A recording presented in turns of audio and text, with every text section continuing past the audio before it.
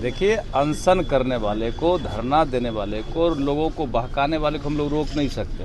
जो लोग लगे हुए छात्रों को बहकाने में, छात्रों को बरगलाने में, तो जो छात्र भी देखेंगे कि कौन सी सरकार, कौन सी पार्टी हमारे हित में काम कर रही है, उनका काम ही है लोगों को बहकाना, भड़काना, झूठ बोलना, बरगलाना। दिन रात तो झूठ बोलते रहते। कभी 9000 बीघा जमीन कहते, कभी 100 बीघा जमीन नहीं है, कभी कहते हमारे पास अकाउंट नहीं है, कभी कहते हैं कि पैसे की कमी नहीं है, अमेरिका में हमारा इतना संपत्ति है। तो भाई उस आदमी का तो कोई पता ही नहीं चलता है कि क्या बोलता है, नहीं बोलता, अपना ही बात से पलटते हैं, फिर नया नया बात बोलते हैं। तो कहते थे कि हम प्रधानमंत्री बनाते हैं, मुख्यमंत्री बनाते हैं, तो कहाँ इधर रोड पर आ गए हैं। उनको वही सब काम करना चाहिए, बेहतर रहेगा।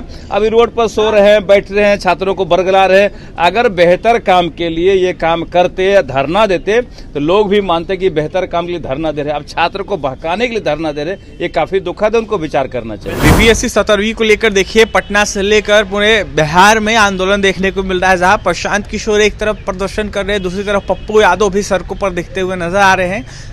बिहार सरकार के स्वास्थ्य एवं अभियंत्रण मंत्री नीरज सिंह बबलू जहां उन्होंने आरोप लगाया है कि अभ्यर्थियों को ये लोग उकसा रहे हैं, अभ्यर्थियों में भ्रम पैदा कर रहे हैं, बिल्कुल उचित नहीं है। इसके साथ ही पप्पू यादव पर भी जमकर निशाना साधते हुए नजर आ रहे हैं नीरज सिंह बबलू। क्या कुछ कह रहे बिहार सरकार के मंत्री नीरज सिंह बबलू, सुनवाते हैं आपको। नीरज जी, बीपीएससी का एग्जाम हो रहा है, सही तरीके से सब जगह एग्जाम हो रहा है, परीक्षार्थी भी एग्जाम देने पहुंच रहे हैं, लेकिन प्रशांत किशोर अभी भी अनशन पे बैठे हुए, अड़े हुए हैं। देखिए, अनशन करने वाले को, धरना देने वाले को और लोगों को बहकाने वाले को हम लोग रोक नहीं सकते।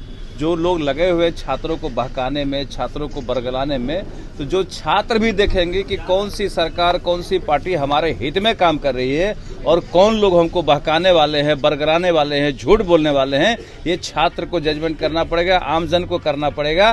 तो आम जन और छात्र समझते हैं, जो रियल छात्र वो समझते हैं कि लोग बहकाने वाले हैं, झूठ बोलने वाले हैं, बरगलाने वाले हैं। तो बरगलाने वाले से छात्र नहीं चलते हैं। हमारी सरकार, एनडीए की सरकार, सुशासन की सरकार है और छात्र हित में काम करती है, एक एक छात्र के हित में काम करती है और आगे भी करती रहेगी। लेकिन जिस तरीके से उनका काम क्या है? उनका काम ही लोगों को बहकाना, भड़काना, झूठ बोलना, बरगलाना। दिन रात तो झूठ बोलते रहते। कभी 9000 बीघा जमीन कहते, कभी 100 बीघा जमीन नहीं है, कभी कहते हमारे पास अकाउंट नहीं है, कभी कहते हैं कि पैसे की कमी नहीं है, अमेरिका में हमारा इतना संपत्ति है। तो भाई उस आदमी का तो कोई पता ही नहीं चलता है कि क्या बोलता है, नहीं बोलता, अपना ही बात से पलटते हैं, फिर नया नया बात बोलते हैं। इनका काम ही है झूठ बोलना, लोगों को बरगलाना। अभी कोई काम नहीं तो छात्र को बरगलाने में लगे हुए। प्रशांत किशोर अनशन पे बैठे हुए हैं, लेकिन वैनिटी वैन एक लगी हुई है, लग्जरी वैनिटी वैन। आपने ट्वीट भी किया है आज, उसको देखिए, प्रशांत किशोर जी भाई लग्जरी आदमी है, बड़े बड़े काम करते थे और हम समझते हैं कि तो कहते थे कि हम प्रधानमंत्री बनाते हैं, मुख्यमंत्री बनाते हैं, तो कहाँ इधर रोड पर आ गए हैं। उनको वही सब काम करना चाहिए, बेहतर रहेगा।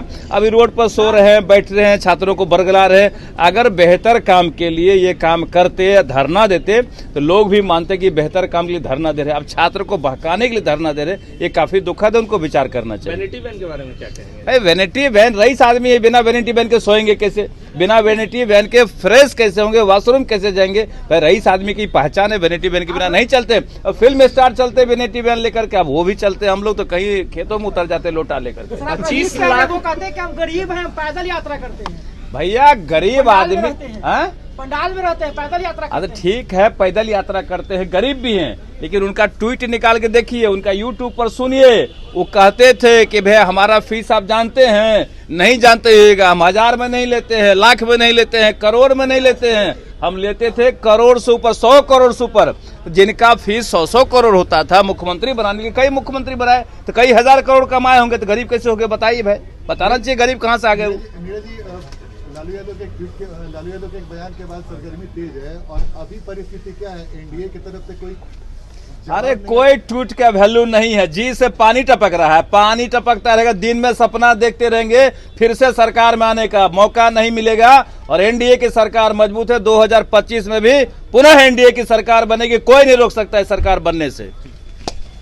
तो आपने सुन लिया, नीरज सिंह बबलू ने काफी गंभीर आरोप लगाया, जहां उन्होंने कहा है कि अभ्यर्थियों को ये लोग उकसा रहे हैं, इन लोगों के पास कोई काम नहीं है, भ्रमित कर रहे हैं, भ्रम फैला रहे हैं, भ्रम पैदा करना इन लोगों का काम है। और इसको देखते हुए अभ्यर्थियों को भ्रम में नहीं आना चाहिए। अभ्यर्थी जानते हैं किस तरीके से सरकार उनके हित में कार्य कर रही है। फिलहाल देखिए, 17वीं को लेकर अभ्यर्थी भी यह मांग कर रहे हैं कि पूरे अनेकों सेंटरों पर जो है री एग्जाम होना चाहिए। फिलहाल नीरज सिंह बबलू ने साफ तौर पर यह भी बताया है कि जो टूट है वो कहीं से भी नहीं होने वाली है। जहां जिस तरीके से जैसे लालू यादव ने बीते दिनों बयान दिया था, उन्होंने कहा था कि नीतीश कुमार आ सकते हैं, उनके लिए दरवाजा खुला है, उनका भी दरवाजा खुलना चाहिए। ऐसे में इसको लेकर नीरज सिंह बबलू ने साफ कहा है कि लार टपक रहा है और ऐसे में इन लोगों का बस लार टपकते रहेगा। एनडीए में सब कुछ ऑल इज वेल है, एनडीए एकजुट है। और ये तमाम खबरों के लिए NBC 24 के साथ बने रहे पटना से सहयोगी सुधांशु के साथ मैं अभिषेक।